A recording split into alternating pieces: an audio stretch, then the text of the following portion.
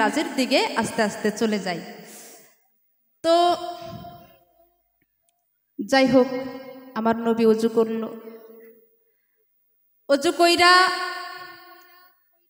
যখন মেরাজ যাবে, জিব্রাইল একটা বাহন নিয়ে আসলো। সেই বাহনটা যখন নিয়ে আসলো, যখন জিব্রাইলকে হুকুম করেছিল আল্লাহ যে জিব্রাইল আমার বন্ধু আমার কাছে আসবে, তুমি তার জন্য একটা বাহন নিয়ে যাও। সেই বাহনটা হলো কি? বুরাক, তাই না? তাই আমার দয়ালের কাছে আমি বলতে চাই, হে দয়াল, এই বুরাকটা কি জিনিস? এই বুরাকটা কি কোনো পশু, না কোনো বাহন, না কি? এই বুরাকটা কি জিনিস? আচ্ছা যাই হোক, বুরাকটা যখন নিয়ে আসলো, নিয়ে আসবে যখন, যখন ব্রাকের জন্য গেল,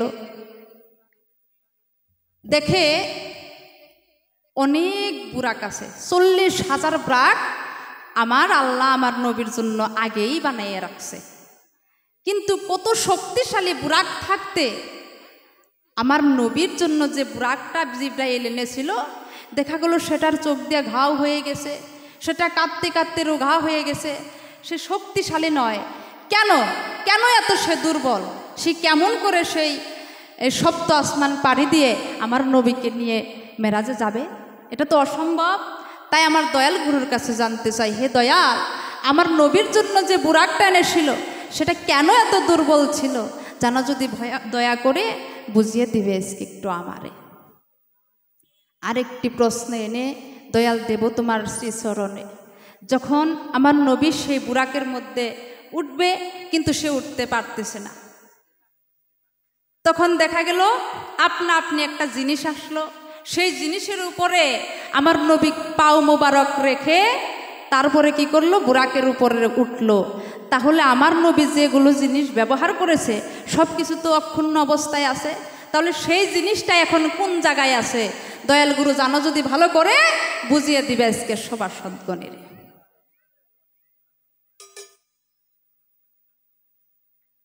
আরেকটি প্রশ্ন করব দান, দয়াল দেবে তুমি সমাধান।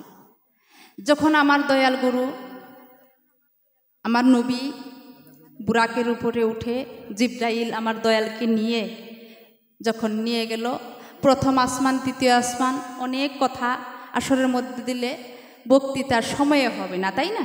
তো যা হোক, সেগুলো কথা গেল। প্রথম আসমান, দ্বিতীয় আসমান, তৃতীয় আসমান, চতুর্থ আসমান, এমন করে পঞ্চম আসমান, ষষ্ঠম আসমান ভেদ করে যখন সপ্তম আসমানের মধ্যে গেল,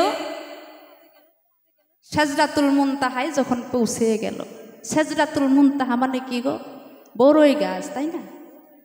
সেজরাতুল মুনতাহা মানে বড়ই গাছ।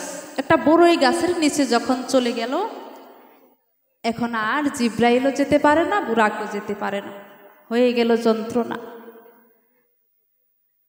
জিব্রাইল বলতেছে, হুজুর আমি আর যেতে পারবো না, আমি চলে যাই। বুরাকও চলে যাইতেছে। তখন আমার নবী ভয়ে কাতর হয়ে জিব্রাইলকে বলতেছে, জিব্রাইল রে, আজকে আমার এই বিপদের দিনে আমি কিচ্ছু চিনি না, পূব চিনি না, পশ্চিম চিনি না, আমি কোনো কিছু চিনি না। তুই আমার এত বড় বন্ধু হয়ে এক বন্ধুকে তুই আজকে ছেড়ে যাইতেছিস, এ জায়গায় আমি কেমন করে থাকবো, কোথায় যাব? তুই আমাকে ছেড়ে যাস না। এই কথা যখন বলল, জিব্রাইল বলতেছে, হুজুর আমি কেন, আমার বাবা কেন, বুরাকও সেই জায়গায় যেতে পারবে না, কেউ যেতে পারবে না। আর এক পাও যদি আমি এগিয়ে যাই, তাহলে আল্লাহর নূরের তাজেল্লায় আমি পুরে ভস্ম হয়ে যাব, আমি যে যেতে পারবো না। এই কথা শুনে আমার নবী ভয়ে আতঙ্কিত হয়ে কাঁদতেছে। জিব্রাইল রে, শুধু একটা বড়ই গাছ আর এখানে কিচ্ছু নাই, আমি তো কিচ্ছু চিনি না, আমি কেমন করে আমার সেই দয়ালের কাছে যাব? সেদিন গায়েবী একটা আওয়াজ এসেছিল, হে নবী তুমি চিন্তা করো না, আর কেউ না থাকলেও আমি আছি, আমি যে প্রকারেই হোক তুমি চিন্তা করো না, তোমাকে আমি আমার কাছে আনবই। সেই কথাটা কে বলেছিল? সেই গায়েবী আওয়াজটা কোথার থেকে এসেছিল, কে এই কথাটা বলেছিল?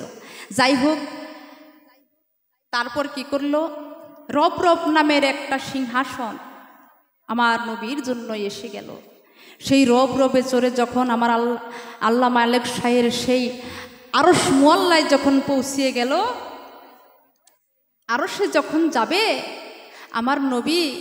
আমার নবীর জুতা মুবারক যখন রেখে আরশের মধ্যে পা রাখছে, সঙ্গে সঙ্গে আমার আল্লাহ বলছে, দুস্ত গো,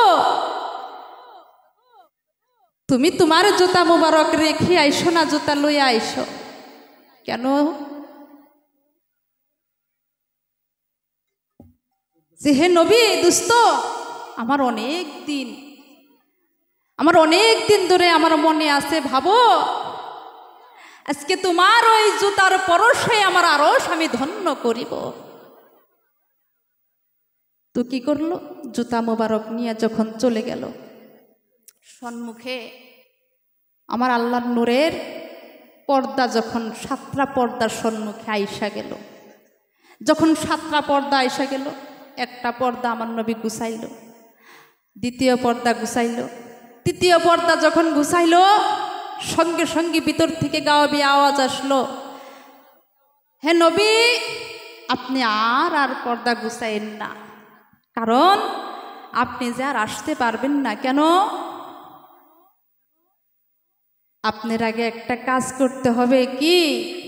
আপনার যে বায়াত গ্রহণ করতে হবে। আপনি যদি বায়াত না পড়েন, তাহলে যে আপনি এখানে আসতে পারবেন না। তাই হে দয়াল, সেদিন জিব্রাইল বাহন পর্যন্ত যেতে পারল না, সেখানে কার হাত ধরে আমার নবী সেদিন বায়াত গ্রহণ করেছিল? দয়াল, এই কথা যদি তুমি একটু বুঝিয়ে দিতা, আমার জনম ধন্য হয়ে যেত। জানো, যদি ভালো করে বুঝিয়ে দিবে আজকে সবার সদ্গণেরে। এই পর্যন্ত আমার আসর আমি শেষ করে যাই।